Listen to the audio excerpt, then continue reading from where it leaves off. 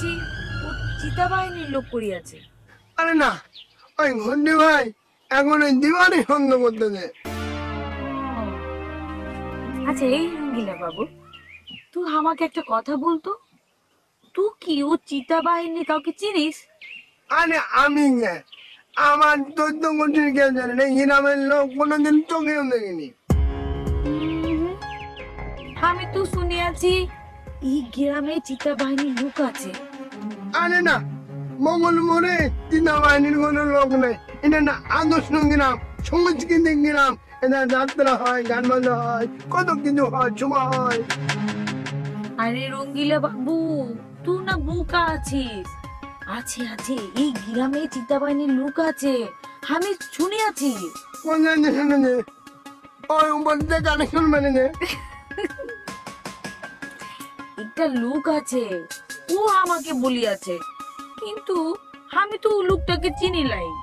আরে দেখি আপনি তো একটু সহজ সরল মানুষ, এই জন্য ভয় দেখানোর জন্য ওই লোক করছে, এরকম কিছুই নেই। হতে পারে, তুই যা বলছিস হতে পারে, কিন্তু এ রঙ্গিলা বাবু, তুই আমাকে একটা কথা বল, তুই আমাকে এইভাবে আর কতদিন আপনি আপনি বলবি?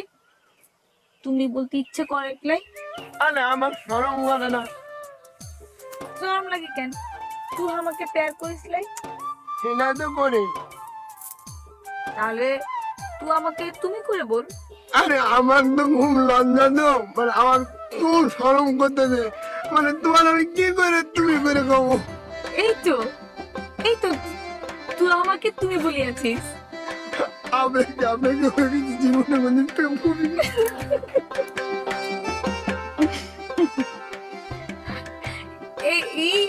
এই বাবু শোন, সবার জীবনে প্রেম আছে, বুঝতে পেরেছিস? শোন, আমরা ওদিকে গিয়ে বসি, চল। ও ঝগড়া নালে, তোর কোনো আপত্তি নাই তো? আরে আপত্তি কি, আমার তো আজ কদিন মনে হচ্ছে যে আমরা তো যে কে ভাবে ধোপের ভিতর কথা করছি, আমার বাড়ি ধোপের ভিতর হওয়াই ভালো। কালে আমি তুই কথা বলবো আর কত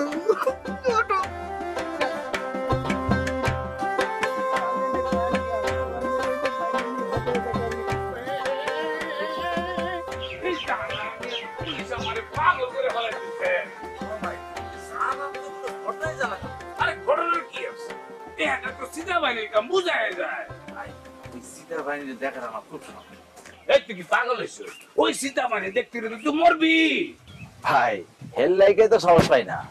আচ্ছা বাদ দে, হন হলির কিন্তু অনেক সাহস বেড়ে গেছে, ওর একটা শিক্ষা দিতে হবে। হয় মনে হইতেছে তলে তলে দল গঠন করতেছে। আর রাখেন তো ভাই, যেখানে আমাকে বড় ভাই আছে সেখানে খলিল কোনোভাবে সাহস পাইব না। না রে, হয়তো সাহস অলরেডি দেখায় ফেলাইছে, আমার গায়েও হাত। হাত মানে?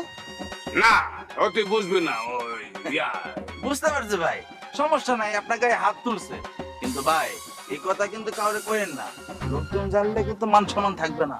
আরে কইস না আমার গায়ে হাত তুলছে, আমি কিছু কইতে না, আমার নামে জিডি করে রাখছিল, তাহলে তো ওই দিন হালার খায় ফেলাইতাম।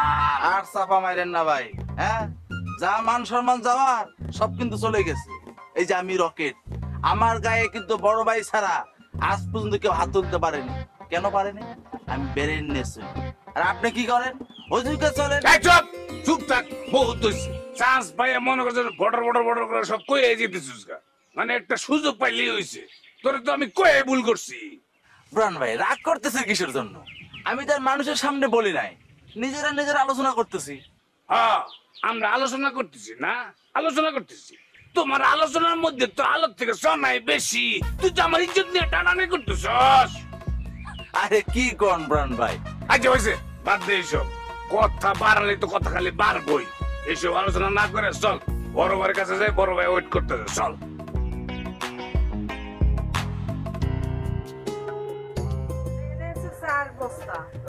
আর ওই ট্রাকে কতগুলো আছে? ট্রাকে 220 বস্তা হয়ে যাওয়া 220 বস্তা। কতগুলো লাগবে নামাইতে?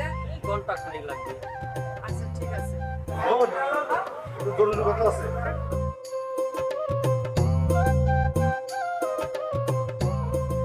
আরে ভৈরব খাইছিল তোমার সাথে দেখা করার জন্য, আমি আসতে দিই নাই। বৈরাম কাকে আইছিল? আরে তারা তোমারে চাতাল সমিতির সদস্য করতে চায়। ও, সদস্য হইলে তো ভালোই হয়, তা আপনি আটকেছেন কেন? বুঝতেছো না, এটা একটা ষড়যন্ত্র। দেখো, তোমার চাতালের ধানের রেট একটু কম, আর ওই বৈরাম খান মুসলিম সরকারের চাতালের রেট কিন্তু একটু বেশি।